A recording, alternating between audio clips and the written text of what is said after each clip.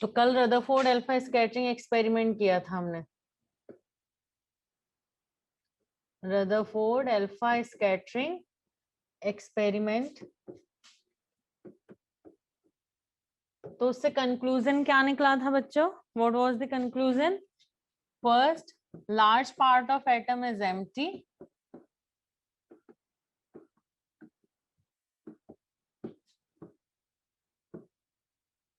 Then second, a small positive part is present in the center of atom. Then whole of the mass of atom is concentrated in the positive part and the positive part was named as nucleus. उसे nucleus नाम दिया Rutherford ने, ठीक है। Now next is, sorry, next हमें आज करना है distance of closest approach. Distance of closest approach.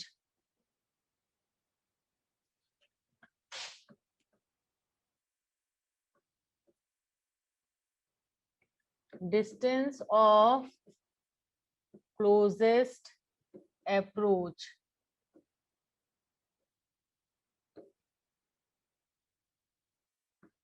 ये हो गया DOCA, दो का डिस्टेंस ऑफ क्लोजेस्ट अप्रोच, ठीक है। तो ये न्यूक्लियस है, ये एटम हो गया, ठीक है। ये अल्फा पार्टिकल अप्रोच कर रहा है, अल्फा पार्टिकल अप्रोच कर रहा है।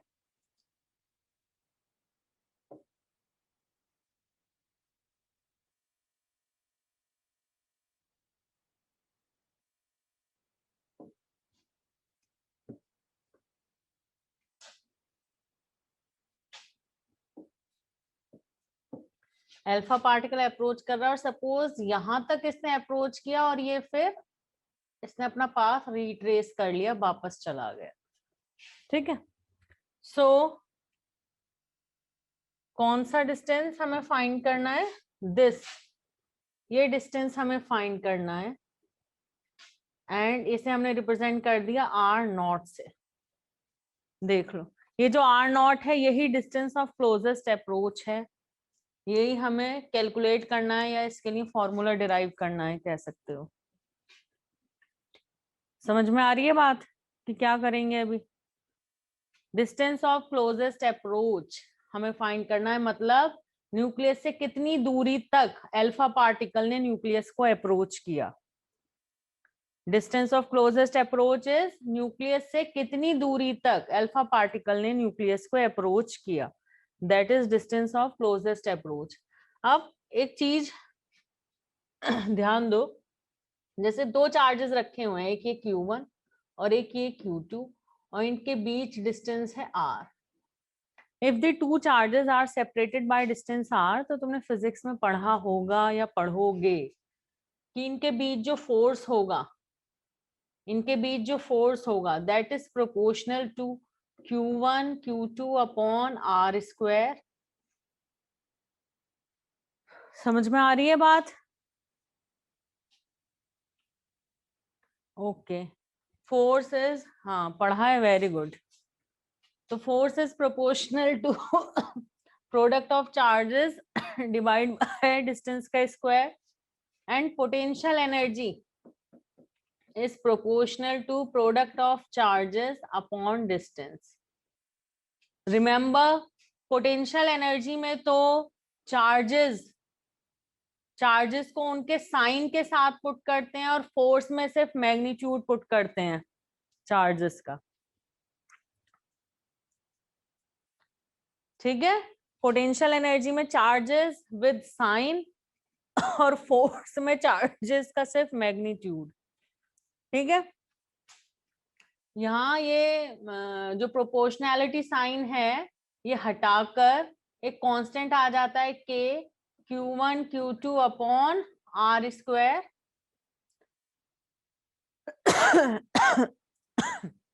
जो K है वो 1/4πε0 होता है, लेकिन इतनी डिटेल में नहीं जाएंगे, बस तुम K ही लिखा रहने दो, ठीक है।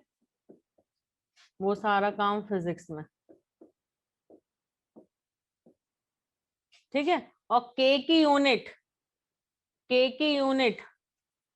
9 इंटू 10⁹ न्यूटन मीटर स्क्वायर पर कूलम स्क्वायर। मतलब एमकेएस में इतनी वैल्यू है और सीजीएस में 1 है। सीजीएस में के की वैल्यू 1 है। तो तुम्हें नहीं कहीं वैल्यू पुट करने की जरूरत पड़ेगी, लेकिन पुट करनी भी पड़ जाती है तो बता ही दी है। ठीक है, इतना हो गया।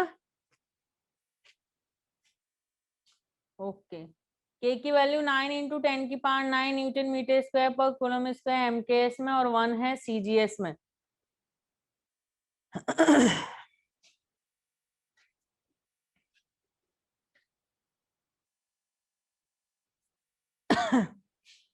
एमकेएस मतलब यूनिट्स का वो सिस्टम जिसमें लेंथ मीटर में, वेट केजी में और टाइम सेकंड में। सीजीएस मतलब कौन सा सिस्टम जिसमें लेंथ सेंटीमीटर में, वेट ग्राम में, टाइम सेकंड में।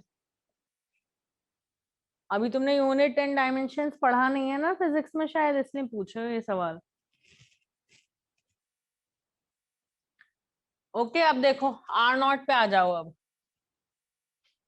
जब ये अल्फा पार्टिकल इसने मूव करना शुरू किया, ठीक है, अल्फा पार्टिकल यहां से अपनी मैक्सिमम स्पीड में इसने जब मूव करना शुरू किया तो इसके पास है एनर्जी, काइनेटिक एनर्जी।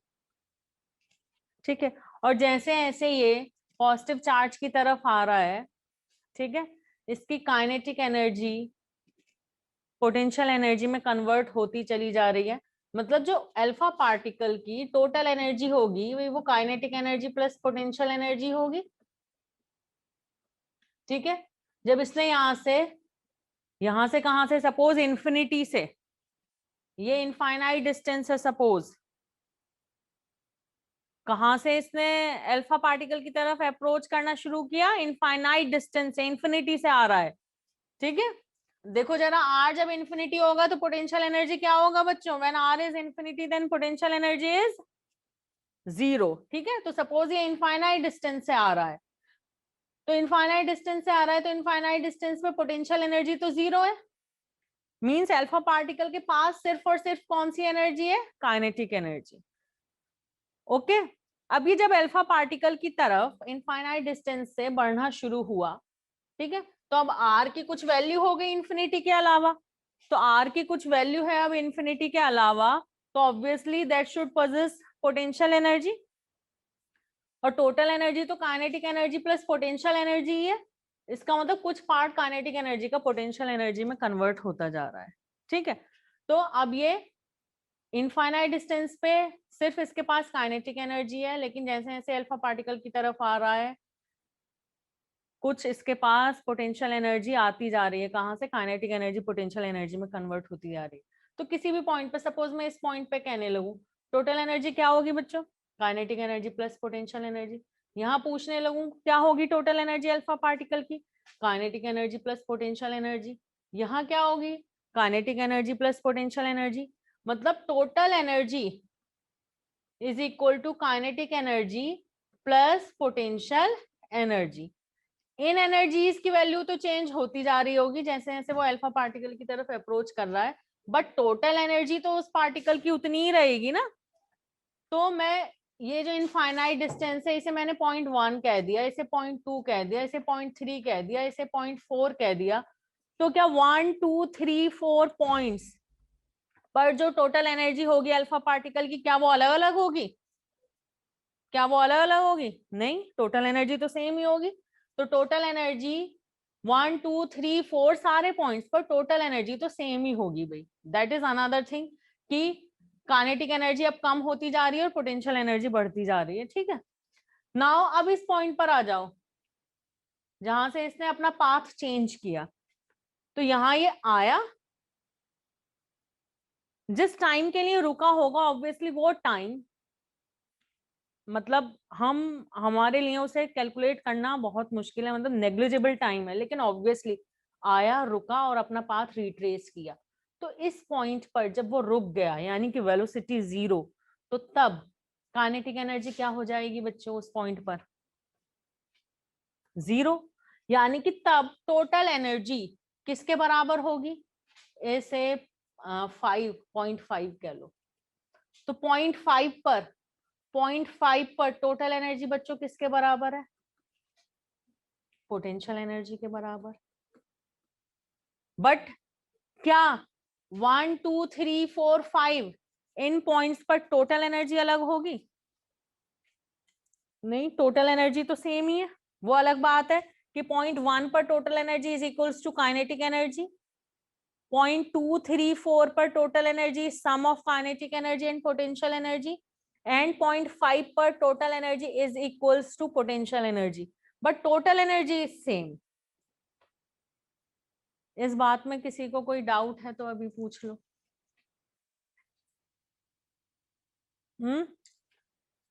फिर से बता देते हैं एक बार। 0.1 जो है वो इनफाइनाइट डिस्टेंस पर है, it is eight infinite distance from nucleus, मतलब बहुत दूरी पर है। भाई कोई दो चार्जेस आपस में अट्रैक्ट या रिपेल करते हैं, लेकिन एक पर्टिकुलर डिस्टेंस तक ही तो करते हैं। तुम्हें पता है जब आयरन के पास मैग्नेट रखते हो तो आयरन क्या करता है? मैग्नेट को अपनी तरफ खींचता है, या मैग्नेट आयरन को अपनी तरफ खींचती है। लेकिन ऐसा करते करते अगर तुम आयरन को दूर करते चले जाओ मैग्नेट से तो अट्रैक्शन कम होने लगता है कि नहीं? और एक पर्टिकुलर डिस्टेंस पे रख देते हो उठा के। बचपन में हम तो ये बहुत ट्राई करते थे, खेलते थे मतलब बेसिकली, अब तुम लोगों ने भी किया होगा मुझे पता है। और आयरन को एक मैक्सिमम डिस्टेंस पे रख दें, ठीक है, तो वो अट्रैक्शन बंद हो जाता है। किया है सबने ये? सबने ट्राई किया है। तो एक मैक्सिमम डिस्टेंस पे रख दें तो अट्रैक्शन बंद हो जाता है। तो क्या वो डिस्टेंस, मतलब इतना डिस्टेंस है कि वो हम कैलकुलेट नहीं कर सकते, वो डिस्टेंस हम फाइंड नहीं कर सकते, इतनी दूरी होती है वो इतनी दूरी तो नहीं होती, ठीक है। लेकिन लेकिन उसे मैं इनफाइनाइट डिस्टेंस कह सकती हूँ। किस सेंस में? कि इतने डिस्टेंस पे रखा हुआ है आयरन मैग्नेट से कि अब वो अट्रैक्शन बंद हो गई, इनके बीच अट्रैक्शन रिपल्शन जो भी हो सकता था वो बंद हो गया। तो इनफाइनाइट डिस्टेंस का मतलब ये नहीं है भाई कि इतनी दूरी कि तुम्हें पता ही नहीं अल्फा पार्टिकल कहाँ से आ रहा है। इनफाइनाइट डिस्टेंस का मतलब क्या है? कि वो इतनी दूरी से आ रहा है कि इनके बीच कोई अट्रैक्शन रिपल्शन कुछ नहीं है। समझ में आ रही है ना बात? कभी सोचने लगो कि अल्फा पार्टिकल फिर पता नहीं कहाँ से आ रहा होगा, फिर पता नहीं कहाँ से साइंटिस्ट इसे बॉम्बार्ड कर रहा होगा इसकी तरफ, कभी ये सोचने लग जाओ। मतलब इतनी दूरी से बॉम्बार्ड किए जा रहे हैं कि वहां इनके बीच कोई अट्रैक्शन रिपल्शन नहीं है जहां से ये आ रहा है, ठीक है, उस डिस्टेंस पे। क्लियर है ये बात? Okay, very good. तो 0.1 is at infinite distance from the nucleus, okay, and you know total energy किसी की भी total energy is equals to sum of energies kinetic energy plus potential energy। But क्योंकि infinite distance पर है 0.1 तो इस point पर अल्फा पार्टिकल की पोटेंशियल एनर्जी तो 0 हो गई। So total energy is equal to kinetic energy, ठीक है, done. Okay, very good.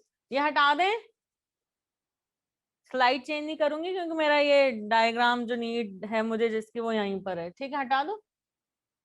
Okay, ये सबने अपने दिमाग में छाप लिया के Q1 Q2 upon R potential energy. Okay, बहुत अच्छे बच्चे हो तुम लोग। अब देखो इधर, नाउ 0.234, 0.2 ले लो, 3 ले लो, 4 ले लो, तीनों ले लो, तीनों में से कोई एक पॉइंट की बात कर लो। यहाँ पर total energy is equals to kinetic energy plus potential energy, ठीक है। यहाँ काइनेटिक एनर्जी डैश कह देती हूं मैं क्योंकि ऑब्वियसली काइनेटिक एनर्जी चेंज हो गई होगी। नाउ एट 0.5 नाउ एट 0.5 पर, अभी मैंने समझाया था कि 0.5 पर ये आया, रुका और फिर इसने अपना पाथ रिट्रेस किया। तो 0.5 पर काइनेटिक एनर्जी क्या है भाई? 0.5 पर काइनेटिक एनर्जी क्या है बच्चों? 0। Very good. तो 0.5 पर kinetic energy 0। So total energy, तो kinetic energy plus potential energy ही होगी, बट टोटल एनर्जी अभी इक्वल हो गई पोटेंशियल एनर्जी के। यहाँ डैश कह दिया, चलो इसे मैंने। क्लियर? ओके। तो कुल मिला के टोटल एनर्जी, तो चाहे 0.1, चाहे 0.2, चाहे 0.3, चाहे 0.4, चाहे 0.5, ठीक है, at all the points, at all the points total energy is same. इतना तो सबको पता है। सो हम ले लेते हैं 0.1 एंड 0.5। 0.1 और 0.5 उठा लिया हमने, ठीक है। सो एट 0.1 एंड 0.5 ये इतना हो गया बच्चों, इसे नोट करो फटाफट, फिर स्टार्ट करें हम आगे। At all the points total energy is same, ठीक है। तो हमने उठा लिए 0.1 एंड 0.5। नोटेड? Very good. हटा दूं? रब कर रही हूं। So at 0.1 and 0.5 total energy at 0.1 equal to total energy at 0.5 बच्चों, कोई शक इसमें? अब total energy at 0.1 is equals to kinetic energy and total energy at 0.5 is equal to potential energy. Okay,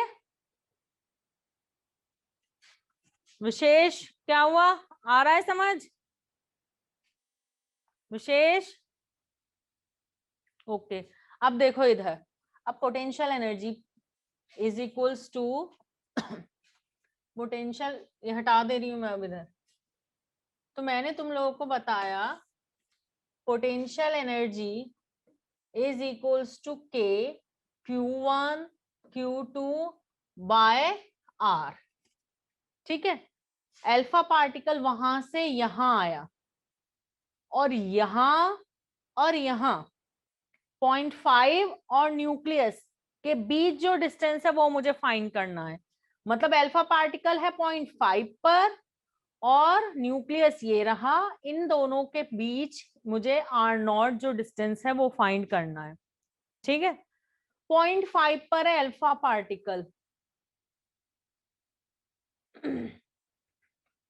Q1 is alpha particle. Alpha particle पर कितना charge होता है बच्चों? अल्फा पार्टिकल पे 2 चार्ज। क्या 2 यूनिट चार्ज, और 1 यूनिट चार्ज कितना होता है? 1.6 इंटू 10⁻⁹ कूलम। मतलब अल्फा पार्टिकल पर 2e चार्ज है। कितना चार्ज है? 2e। Very good. Alpha particle के पास 2e चार्ज है। Now this is nucleus. Nucleus के अंदर क्या है? प्रोटॉन। न्यूक्लियस के अंदर क्या है? प्रोटॉन। और जिस भी एटम का ये न्यूक्लियस रहा होगा उसके अंदर कितने प्रोटॉन होंगे बच्चों? जिस भी एटम का ये न्यूक्लियस है उसके अंदर कितने प्रोटॉन होंगे? उसके एटॉमिक नंबर के बराबर। Very good.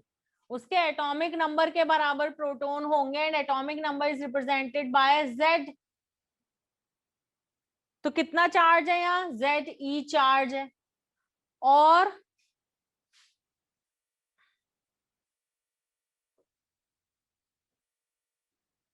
और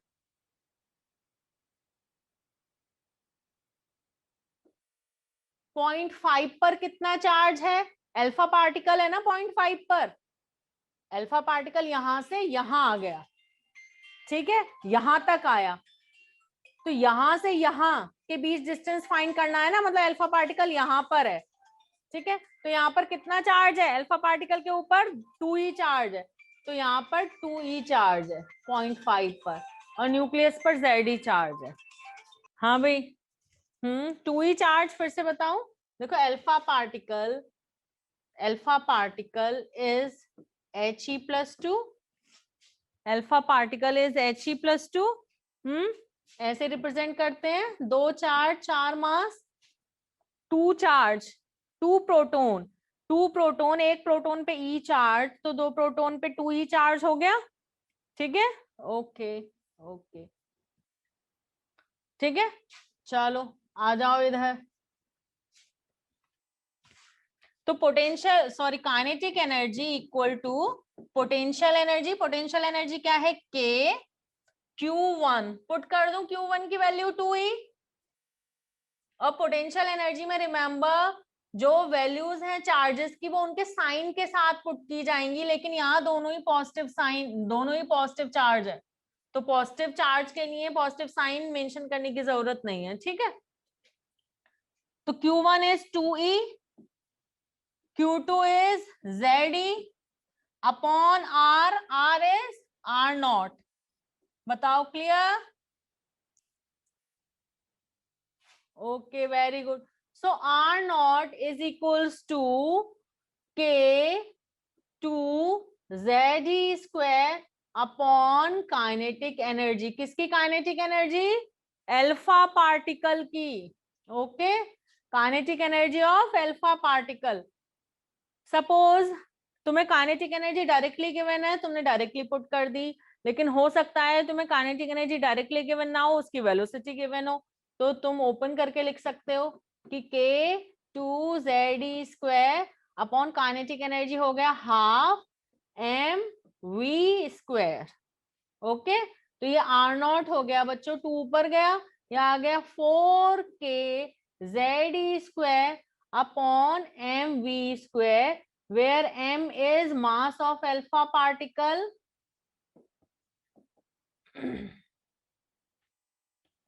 and v is velocity of alpha particle। बताओ डन? बस यूनिट्स का ध्यान रखेंगे बच्चों, ठीक है। सपोज ई कूलम में पुट कर दिया, ओके, और वेलोसिटी मीटर पर सेकेंड में पुट कर दी, मास ग्राम में पुट कर दिया, तो R0 की यूनिट क्या रहेगी, सेंटीमीटर, और मास केजी में पुट कर दिया तो R0 की यूनिट हो जाएगी मीटर। बस इस बात का ध्यान रखेंगे, ठीक है। और मास ऑफ अल्फा पार्टिकल कितना होगा, कैसे फाइंड करोगे? Mass of alpha particle find करना पड़ जाए तो भाई अल्फा पार्टिकल मास कितना है 4 AMU, लेकिन AMU में तो रेयरली पुट करना पड़ेगा तुम्हें, ग्राम या केजी में पुट करना पड़ेगा। तो 1 AMU कितना है 1.67 इंटू 10⁻⁻24 ग्राम, तो इतने ग्राम हो गया। ठीक है, ध्यान रखना इस बात को। कभी जल्दबाजी में तुम लोग क्या करते हो पता है, मास 4 और 4 पुट कर दिया, तो AMU में नहीं पुट करोगे ना, यहाँ तो R0 तुम्हें मीटर में या सेंटीमीटर में निकालना होगा, तो मास किस में पुट करोगे, ग्राम या केजी में पुट करोगे। ठीक है, ओके डन। तो ये हो गया तुम्हारा distance of closest approach.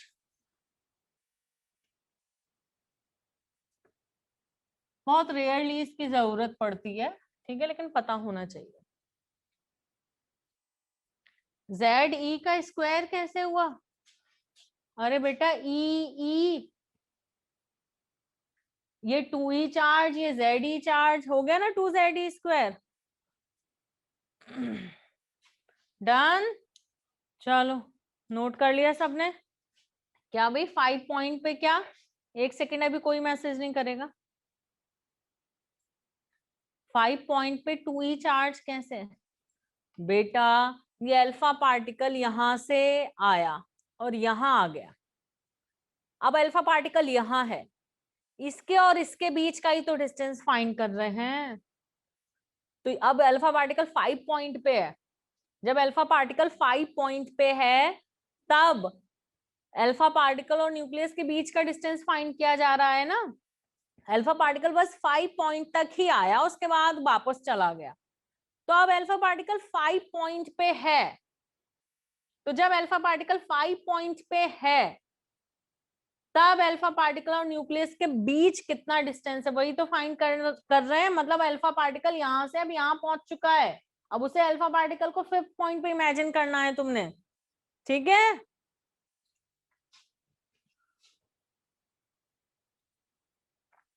K is a constant, K stands for नहीं, K is a constant, starting में ही बता दिया ये तो मैंने। K इज अ कांस्टेंट जिसकी वैल्यूज मैंने स्टार्टिंग में ही बता दी तुम्हें।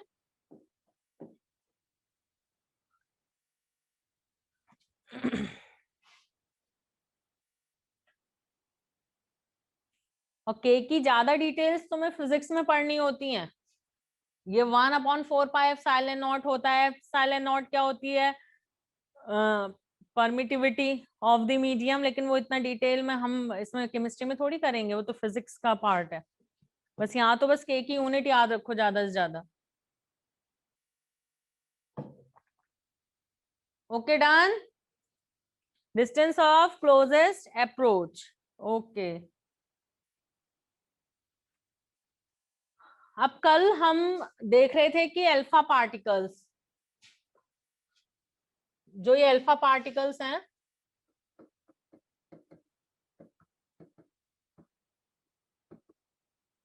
और ये थीटा एंगल, जिस एंगल से डिफ्लेक्ट हुआ अल्फा पार्टिकल, क्या ऑब्जर्व किया? डायरेक्टली प्रोपोर्शनल लग रहा था, इनवर्सली प्रोपोर्शनल लग रहा था, क्या लग रहा था तुम्हें? कि जैसे जैसे एंगल बढ़ रहा था नंबर ऑफ अल्फा पार्टिकल्स बढ़ रहे थे कि घट रहे थे? पॉइंट्स को रिवाइज करो और देखो, बिल्कुल inversely. Large number of alpha particles pass straight, मतलब 0 डिग्री एंगल पे large number of alpha particles जा रहे थे। Some deflected with a small angle, few deflected with large angle, and very few, about 1 in 20,000, bounced backward। मतलब जैसे जैसे angle बढ़ रहा है नंबर ऑफ पार्टिकल्स घटते चले जा रहे हैं, डिफ्लेक्टेड, ठीक है। And number of alpha particles को मैं n से रिप्रेजेंट कर रही हूँ। तो ये जो नंबर ऑफ अल्फा पार्टिकल्स हैं ये इनवर्सली प्रोपोर्शनल होता है साइन की power 4 θ/2। Number of alpha particles deflected is inversely proportional to sin की power 4 θ/2, and number of alpha particles deflected is directly proportional to z square, मतलब atomic number के square के। बस तुम्हें इतनी बात याद रखनी है।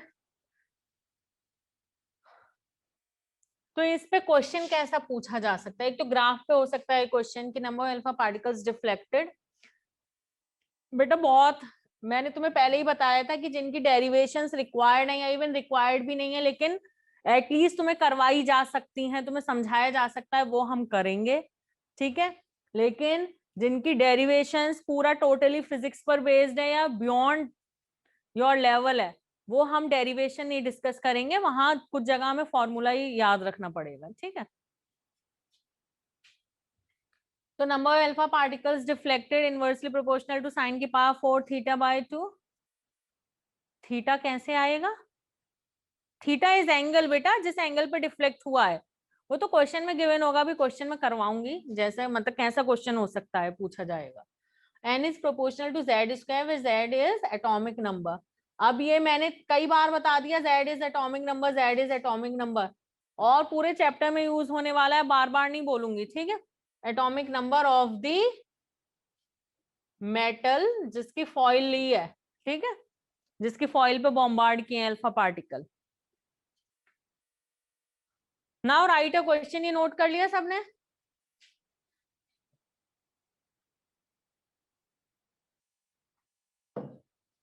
Okay okay, now right a question.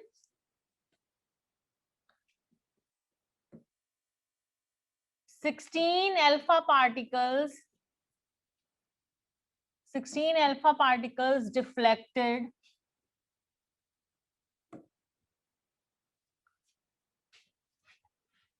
at an angle of 90 degree, then find the number of alpha particles deflected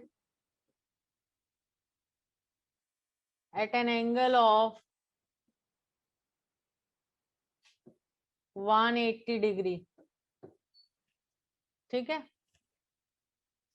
in alpha scattering experiment. अभी शो करते हैं प्रीवियस स्क्रीन। वेरी गुड, बच्चों ने तो फाइंड भी कर लिया answer. Done, answer is 4। Very good, very good. देखो इधर, n is proportional to 1 by sine की power 4 theta by 2. It means n1 by n2 is equals to sine की power 4 theta 2 by 2 upon sine की power 4 theta 1 by 2। बताओ, बात समझ में आ गई सबको? अब देखो n1, ये मैंने एंगल 1 मान लिया और ये n1 मान लिया, तो n1 है 16, n2 मुझे पता नहीं। Now theta two is 180 degree, तो साइन की पावर 4 180 डिग्री डिवाइड बाय 2 कितना आ गया? 90 डिग्री। और ये साइन की पावर 4 थीटा 1 इज 90 डिग्री, तो 90 बाय 2 कितना आ गया? 45 डिग्री। बताओ, क्लियर है इतनी बात? Now 16 by n2 is equals to 90 degree की वैल्यू, साइन 90 की वैल्यू 1। वेरी गुड, तो 1 की पावर 4 हो गया। साइन 45 की वैल्यू, साइन 45 की value 1 by root 2। Very good, तो ये 1 बाय रूट 2 की पावर 4 हो गया। तो ये कितना आया भाई? 16 by n2 is equals to root 2 की पावर 4 ऊपर, तो कितना आ गया? ये रूट 2 की पावर 4 आ गया 4। सो n2 कितना आ गया सॉल्व होके? 16 बाय 4 दैट इज 4। तो 180 डिग्री एंगल पे कितने पार्टिकल डिफ्लेक्ट होंगे? 4। अगर 90 डिग्री पे 16 हुए हैं तो। अब देखो जरा, अब न्यूक्लियस के एटॉमिक रेडियस, सॉरी न्यूक्लियस के रेडियस की बात करेंगे। अब देखो R0, जब ये R0 सॉल्व करते हैं ना किसी भी एटम के लिए, तो ये जनरली कितना आता है? R0 की जो वैल्यू है, मतलब ये डिस्टेंस ऑफ क्लोजेस्ट अप्रोच की जो वैल्यू है, अराउंड 10 की पावर -14 सेंटीमीटर। 10 की पावर -14 मीटर, 10 की पावर -15 मीटर, 10 की पावर -14 मीटर्स। अराउंड कितना आता है? 10 की पावर -14 मीटर्स के अराउंड आता है। समझ में आ रही है बात? जब ये R0 की वैल्यू फाइंड करते हैं एटम्स के लिए, ये Z की वैल्यू डाल के, ठीक है, तो ये अराउंड कितना आता है? अप्रोक्सीमेटली कितना आता है? 10 की पावर -14 मीटर। ये जो डिस्टेंस है, भी कुछ ना कुछ तो चेंज रहेगा ही, क्योंकि Z अलग है तो R0 की वैल्यू अलग रहेगी, लेकिन अप्रोक्सीमेटली मतलब समथिंग इनटू 10 की पावर -14 मीटर, इस तरीके से रहता है, ठीक है। मतलब अप्रोक्सीमेटली कितना आता है? 10 की power -14 metre, this distance. Even ये न्यूक्लियस के सेंटर से कैलकुलेटेड है ना, एक पॉइंट चार्ज है ना। ये जो हमने ये सारा कैलकुलेशन किया है, ये जो पोटेंशियल एनर्जी हमने रखा है के Q1 Q2 upon R square, ये पॉइंट चार्जेस के लिए पॉइंट चार्जेस के लिए होता है ना ये, this is for point charges. और तुम्हें बताया था कि न्यूक्लियस और एटम के साइज के बीच बहुत बड़ा डिफरेंस है, मतलब it is just like point charge. ये जो न्यूक्लियस मैंने इतना बड़ा बना के दिखाया है, एक्चुअली ये एक पॉइंट चार्ज है, ठीक है। पॉइंट से इवन रिप्रेजेंट ही कर देती हूँ, ठीक है। ये एक पॉइंट चार्ज है ना, तो ये इनके बीच का डिस्टेंस या आर नॉट अराउंड कितना आता है 10 की पावर -14 मीटर। ओके, तो आप रेडियस ऑफ न्यूक्लियस पे क्या कमेंट कर सकते हो तुम ये आर नॉट देखने के बाद, कि रेडियस ऑफ न्यूक्लियस इस डिस्टेंस के बराबर होना चाहिए, कम होना चाहिए, इससे ज्यादा होना चाहिए? स्मॉल देन दिस डिस्टेंस, बिल्कुल ठीक। ठीक है, ये न्यूक्लियस है, ये न्यूक्लियस है, ठीक है, ये न्यूक्लियस के सेंटर से लेकर यहां तक का डिस्टेंस आर नॉट है, तो ऑब्वियसली न्यूक्लियस का रेडियस कितना होगा, इससे स्मॉल होना चाहिए। बिल्कुल ठीक। तो आर नॉट से ये भी पता लग गया, ये भी समझ में आ गया कि distance of radius of nucleus is smaller than this R naught. 10 की पावर -14 मीटर से भी छोटा होता है radius of nucleus, means around कितना 10 की पावर -15 मीटर। तो तुमसे अगर पूछा जाए कि रेडियस ऑफ न्यूक्लियस किस यूनिट में दिया जाता है, तो 10 की पावर -15 मीटर होता है फर्मी। तो तुमसे ऐसे पूछा जाए ना कि नैनोमीटर, एंगस्ट्रॉम, मीटर, फर्मी, तो रेडियस ऑफ न्यूक्लियस जनरली हम फर्मी में रिप्रेजेंट करते हैं। ऑब्वियसली अलग अलग एटम का अलग अलग एटम के न्यूक्लियस का अलग अलग रेडियस होगा, लेकिन ऑलमोस्ट कितना होगा फर्मीज में, इसलिए जनरली कह सकते हो कि radius of nucleus is represented in fermis. पहले बताओ इतनी बात समझ आई मैं क्या कह रही हूँ? अभी हम देखेंगे, एक फॉर्मूला देखेंगे जिससे हम रेडियस ऑफ न्यूक्लियस फाइंड कर पाएंगे, लेकिन ये जनरल बात हो रही है अभी कि आर नॉट जो है वो 10 की पावर -14 मीटर अप्रॉक्स आता है। इसका मतलब जो न्यूक्लियस का रेडियस है वो आर नॉट से भी कम हुआ। ये रहा न्यूक्लियस, न्यूक्लियस के सेंटर से लेकर यहां तक का डिस्टेंस आर नॉट है, तो ऑब्वियसली न्यूक्लियस का रेडियस आर नॉट से कम हुआ। और कितना होता है अराउंड 10 की पावर -15 मीटर, मतलब फर्मी। फर्मी में होता है radius of nucleus. Done. Okay, हटा दूं?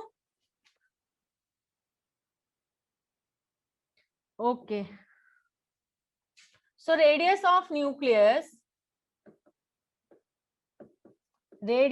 न्यूक्लियस हम फाइंड करते हैं, जो आर होता है वैसे वो प्रोपोर्शनल होता है ए की पावर 1/3 के, where r is radius of nucleus and a is mass number of the atom, जिस एटम के न्यूक्लियस का फाइंड करना है।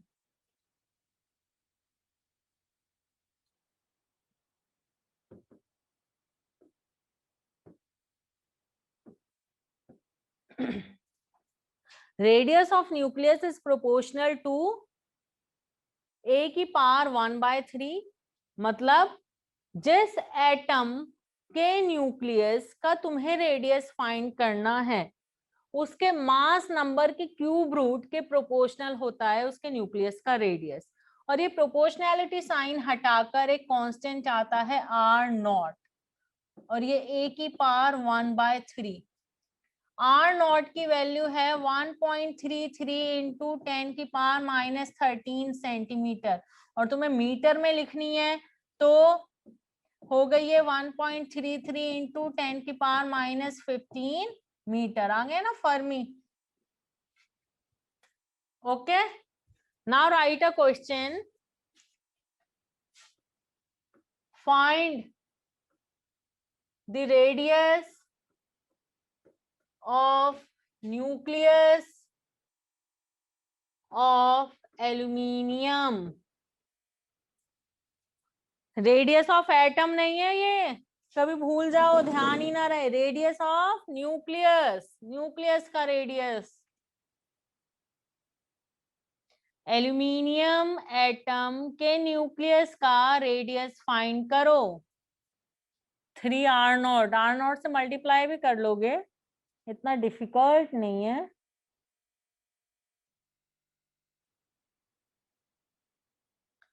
Okay done. तो देखो करते हैं solve. Radius of nucleus is equals to r0, a की पावर, a क्या है भाई एल्यूमिनियम का 27, 27 की पावर 1/3, और r0 है 1.33 इंटू 10 की पावर -15 मीटर, और ये 27 का क्यूब रूट आ गया 3, और ये आ गया 3.99 इंटू 10⁻⁻15 मीटर, और इसे कह सकते हो अप्रोक्सीमेटली 4 फर्मी। ठीक है, तो समझ में आई बात, लगभग सबकी फर्मी में ही आएगी, लगभग क्या, यस यूनिट फर्मी ही रहेगी, है ना, 10⁻⁻15 में ही आएगा आंसर।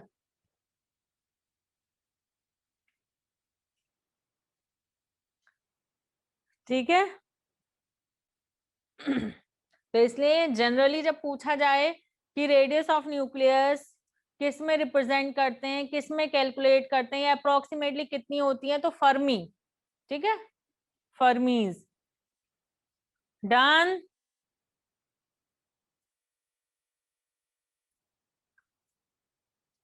जिन फॉर्मूलों को मैं डायरेक्टली लिखवा रही हूं, नहीं बता रही कि कहाँ से आया, उसका डेरिवेशन क्या है, मतलब एक कॉमन सेंस की बात, एक कॉमन सेंस की बात है, कितनी बार बताऊंगी कि मतलब नहीं करना ना उसका डेरिवेशन, तो फिर क्यों दिमाग का दही कर रहे हो बार बार पूछ के। ये तेजसदीप पिटेगा बस। अगर एक ही फॉर्मूला एक ही टॉपिक लेके बैठ जाएंगे तो फिर आईआईटी में पहुंचोगे कैसे। तो इसलिए हमें डायरेक्शनल स्टडी करना है, नॉन डायरेक्शनल नहीं। हमें सब तरफ नहीं भागना है, या हमें ऐसी चीज के पीछे नहीं भागना है जो हमारे लिए रिक्वायर्ड नहीं है। क्लियर। इसीलिए तुमसे बार बार कहा जा रहा है कि तुम्हें नंबर ऑफ बुक्स नहीं पढ़ना है, तुम्हें सिर्फ अपने नोट्स पढ़ने हैं, और जो तुम्हें असाइनमेंट्स या जो तुम्हें मॉड्यूल गिवन है बस उसकी प्रैक्टिस करनी है, और अपने जो टेस्ट दिए जा रहे हैं उनकी प्रैक्टिस करनी है। तुम्हें हैप हैजर्ड वे में या मल्टी डायरेक्शनल वे में नहीं जाना है, डायरेक्शनल स्टडी करनी है, जो तुम्हारा गोल है उसे अचीव करने के लिए स्टडी करनी है। ऐसे तो पढ़ने को तो बहुत कुछ पढ़ा है, इतना पढ़ा है कि अगर मैं सारी जिंदगी भी पढ़ती रहूं और 24 घंटे भी पढ़ती रहूं तो भी चीजें खत्म नहीं होने वाली हैं। इतना कुछ पढ़ा है पढ़ने के लिए, रिसर्च करने के लिए, कि मेरी अपनी पूरी जिंदगी भी कम पड़ जाएगी। लेकिन अगर हमें पर्टिकुलर टारगेट अचीव करना है, पर्टिकुलर गोल अचीव करना है, तो उसके लिए हम मेहनत कर रहे हैं ना, तो कम टाइम में ज्यादा मेहनत करनी है तो सिर्फ डायरेक्शनली करनी है। ठीक है, सभी तरफ नहीं भागने लगेंगे।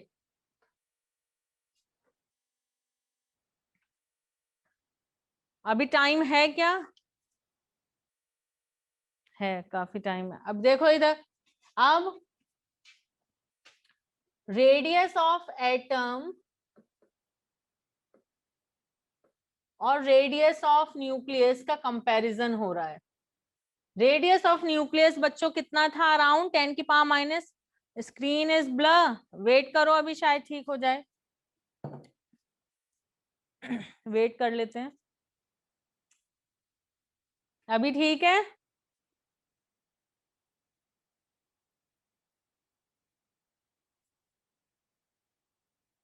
किसी ने प्रीवियस स्लाइड देखनी है क्या, किसी को प्रीवियस स्लाइड देखनी है क्या।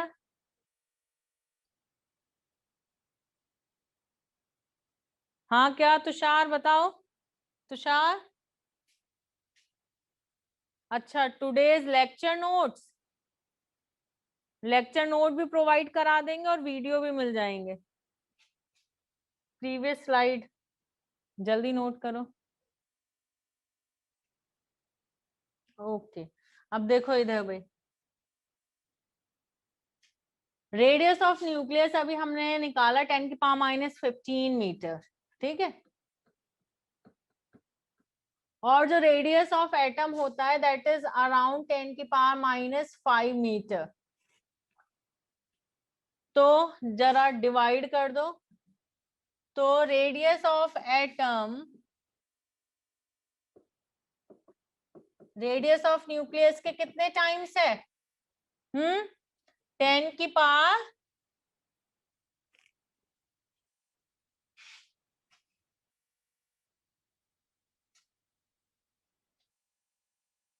10⁻⁻5 नहीं है, सॉरी माय मिस्टेक।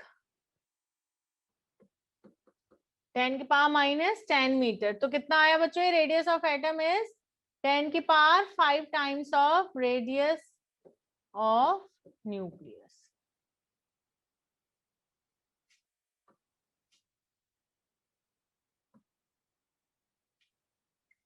रेडियस, हाँ 10⁵, very good. So radius of atom is about 10⁵ times of radius of nucleus. Okay, now volume का comparison. Atom and nucleus इन्हें spherical assume किया हुआ है, और sphere का volume, sphere का volume इक्वल टू बच्चों 4/3 पाई r क्यूब। ठीक है, तो वॉल्यूम ऑफ एटम कितना हुआ, 4/3 pi r cube, that is 10⁻⁻10 का क्यूब। और वॉल्यूम ऑफ न्यूक्लियस कितना हुआ, 4/3 pi r cube, that is 10⁻⁻15 का क्यूब। और ये कितना आ गया बच्चों, volume of atom is equals to,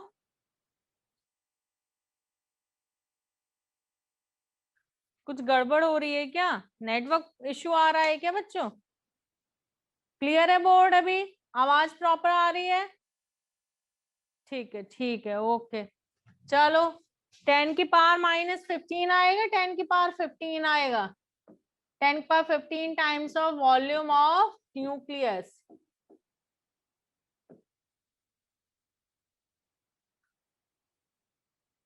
okay, इतना फर्क है। तो कल हमने डिस्कस भी किया था कि रेडियस में देखो कितना फर्क है, कि जैसे क्रिकेट ग्राउंड के सेंटर में रखी है क्रिकेट बॉल, इस तरीके का एटम का स्ट्रक्चर है, मतलब इतना ज्यादा खाली पार्ट है एटम के अंदर।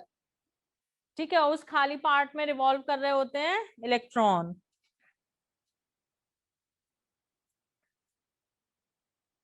डन,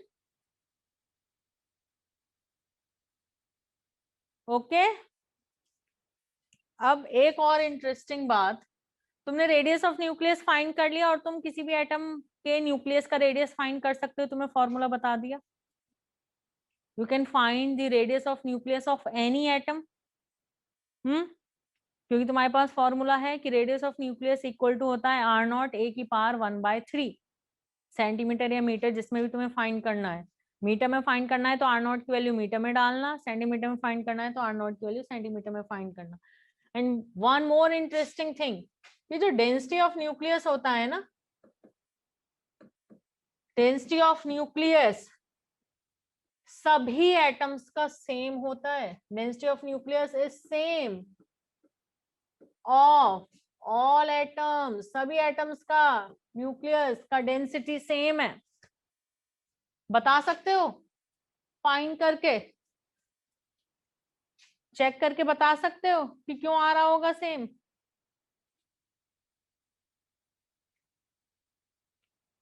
करें चेक कि क्यों सेम है। ओके, देखो density equal to mass by volume बच्चों, density equal to mass by volume. So density equal to mass, mass किससे रिप्रेजेंट करते हैं हम, ए से। Volume, volume is 4/3 pi r cube. Density of sorry radius of nucleus को मैंने capital R से represent किया है ना।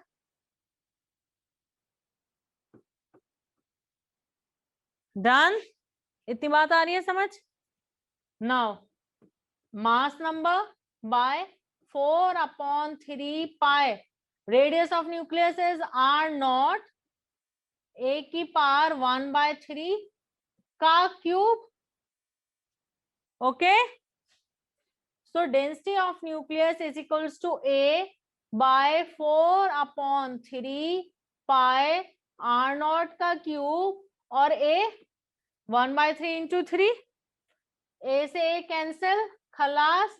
तो d equal to 3/4 pi r0 cube, 3 constant, 4 constant, pi constant, r0 constant. तो सभी एटम के न्यूक्लियस की डेंसिटी होती है ये जिसमें कि एक भी वेरिएबल नहीं है, मतलब कोई ऐसी चीज है ही नहीं जो एटम पे डिपेंड करती हो कि एटम चेंज होने से चेंज हो जाए। ठीक है, समझ में आ रही है बात? सो density of nucleus is 3/4πr0³ और सारे के सारे कांस्टेंट वैल्यूज हैं। सो density of nucleus of all atoms is same and that is 3/4πr0³। समझ गए साहब? भाई रिप्लाई करते रहा करो वरना मुझे नहीं पता लगता कि तुम लोगों को समझ आ रहा है या नहीं। वाई और एन लिख दिया करो बस, ज्यादा टाइम ना वेस्ट किया करो टाइप करने में। Very good. तो आज के सारे पॉइंट सबको क्लियर है? Sir told that atom is what? भाई जो तुमने पढ़ा था वो उस क्लास के लेवल के हिसाब से पढ़ा था, ठीक है? तो जो पढ़ा था वो अब से मैच करता है तो वेल एंड गुड, मैच नहीं करता तो उसे वहीं का वहीं छोड़ दो, भूल जाओ उसे। ठीक है? Y are not? तनीषा कैसी बातें पूछ रही हो बेटा? आर नॉट क्यों कांस्टेंट है? आर नॉट एक कांस्टेंट है। R equal to R naught A की पावर 1/3। प्रोपोर्शनैलिटी साइन हटा के नहीं आया था कांस्टेंट?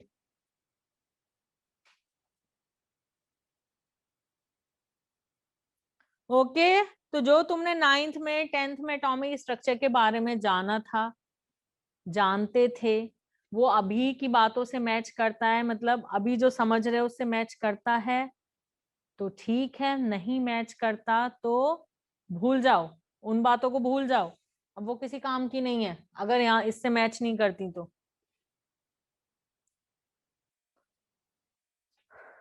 डन? क्लियर?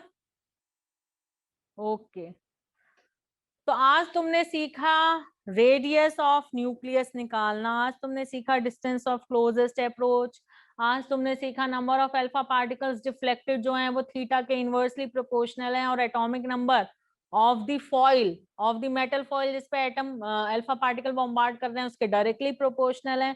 तुम्हें पता लगा कि radius of nucleus and atom में कितना फर्क है, volume of nucleus and atom में कितना फर्क है, और density of nucleus is same for all the atoms.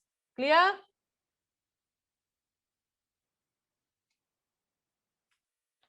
तो आज इतना ही करेंगे, लेकिन रदरफोर्ड का पॉइंट तुम लिख चुके हो, रदरफोर्ड का एटॉमिक स्ट्रक्चर। तो रदरफोर्ड ने जो अपना अल्फा स्कैटरिंग एक्सपेरिमेंट किया उसके बाद अपना स्ट्रक्चर ऑफ एटम दिया, क्या वही पॉइंट्स जो उसने कंक्लूजन में दिए कि large part of atom is empty, small positive part is present in the centre of atom and whole of the mass of atom is concentrated in this positive part and this positive part is named as nucleus। बस एक पांचवा point और जोड़ा उसमें कि electron revolve around the nucleus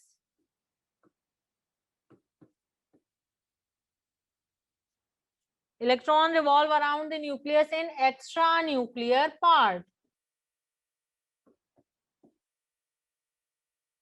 ये हो गया structure of atom given by Rutherford, given by Rutherford.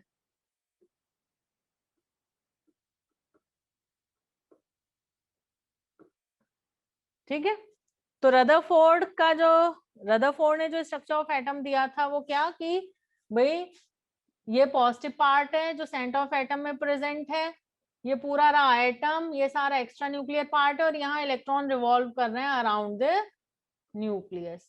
ये इन्होंने बताया रदरफोर्ड ने। बाकी कल हम इनके डिफेक्ट्स की बात करेंगे। ठीक है, ओके, रिवाइज करते रहना। और बच्चों मुझे जो नोट्स तुम लोग बनाते हो, जो अच्छे से प्रिपेयर करता है वो सेंड कर देना।